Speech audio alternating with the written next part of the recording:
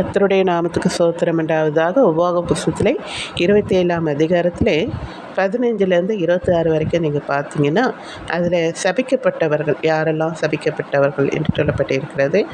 அது ஒரு வசனத்திலையும் வாசித்து முடித்த உடனே ஜனங்கள் எல்லோரும் பிரேசமாக ஆமேன் என்று சொல்ல கடவன் என்று சொல்லப்பட்டிருக்கிறது. ஆமேன் என்றால் அப்படியே கடவுது என்று அர்த்தம். நான் இப்போ வாசிக்கிறேன். கர்த்தருக்கு அருவருப்பான காரியமாகி தொழிலாளிகளுடைய கைவேலையால் செய்யப்பட்டதும் வார்ப்பிக்கப்பட்டதுமான யாதொரு விக்கிரத்தை உண்டு பண்ணி ஒளிப்படத்திலே வைக்கிறவன் சபிக்கப்பட்டவன் என்பார்களாக. அதற்கு ஜனங்கள் எல்லோரும் பிரேசமாக ஆமேன் என்று சொல்ல கடவன் என்று சொல்லப்பட்டிருக்கிறது. பிறகு தன் தகப்பனையும் தன் தாய் தூசிக்கிறவன் சபிக்கப்பட்டவன். பிறனுடைய எல்லைக்குறியை ஒட்டி போடுகிறவன் சபிக்கப்பட்டவன். குருடனை வழி தப்ப செய்கிறவன் சபிக்கப்பட்டவன். பரதேசி திக்கட்டவர்கள் விதவை ஆகிய இவர்களுடைய நியாயத்தை புரட்டுகிறவன் சபிக்கப்பட்டவன். தன் தகப்பன் மனைவியோடு சயனிக்கிறவன் தன் தகப்பனுடைய மானத்தை திறந்தபடியினாலே சபிக்கப்பட்டவன். யாதொரு மிருகத்தோடு புணர்ச்சி செய்கிறவன் சபிக்கப்பட்டவன். தன் தகப்பனுக்காவது தாய்க்காவது குமார்த்தி ஆகிய தன் சகோதரியோடு சயனிக்கிறவன் சபிக்கப்பட்டவன். தன் மாமியோடு சயனிக்கிறவன் சபிக்கப்பட்டவன். ஒளிப்பிடத்திலே பிறனை கொலை செய்கிறவன் சபிக்கப்பட்டவன். குற்றமில்லாதவனை கொலை செய்யும்படி பரிதானம் வாங்கிறவன் சபிக்கப்பட்டவன்.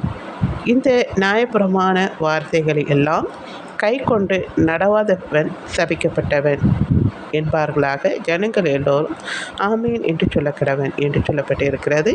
அதுக்கு பிறகு உபாக புஸ்தகத்திலே 28ஆம் அதிகாரத்திலே 15லேருந்து நீங்கள் வாசித்து பார்த்தீங்கன்னா, அதுலேயும் என்னென்ன சாபம், அதாவது அதில் நீங்கள் பார்த்தீங்கன்னா 28ஆம் அதிகாரத்தில் 15லேருந்து 68 வரைக்கும் ஃபுல்லாக சாபம் தான் இருக்கும். அதாவது அவருடைய கட்டளைகளை கை கொள்ளாதவர்களுக்கு என்னென்ன சாபம் வரும் அப்படின்னு சொல்லப்பட்டிருக்கிறது. நான் உனக்கு விதிக்கிற உன் தேவனாகிய கர்த்தருடைய எல்லா கற்பனையின்படியும் கட்டளையின்படி நடக்க கவனமாக இருக்கிறதற்கு அவர் சத்தத்துக்கு செவி கொடாது போவாயாகில் இப்பொழுது சொல்லப்பட்ட சாபங்களெல்லாம் உன்மேல் வந்து உனக்கு பலிக்கும். நீ பட்டணத்தில் சபிக்கப்பட்டிருப்பாய், வெளியிலும் சபிக்கப்பட்டிருப்பாய். உன் கூடையும் மாம்பிசிக்கிற உன் தொட்டியும் சபிக்கப்பட்டிருக்கும்.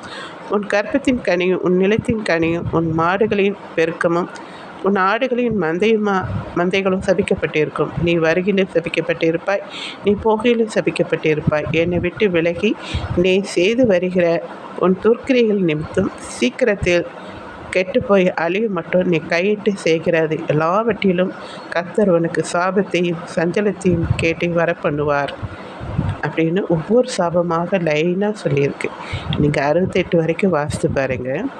அப்போ ரொம்ப சாபமாக இருக்கும்.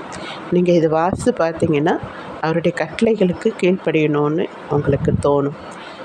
அது மட்டும் இல்லை, இப்போ நான் சொன்னேன் பார்த்தீங்களா எதெல்லாம் செய்தால் சபிக்கப்பட்டவங்கன்னு. ஸோ சாபத்தை வாங்கின பிறகு அதை யாராலும் மாற்ற முடியாது.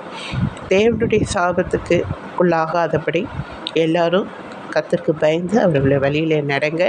அவர் சொன்ன எல்லாம் தீங்கு இப்போ நான் சொன்னேன் பார்த்தீங்களா இதெல்லாம் செய்தால் சாபம்னு, அதெல்லாம் செய்யாதபடி உங்களை நீங்களே காத்துக்கொள்ளுங்க. நன்றி.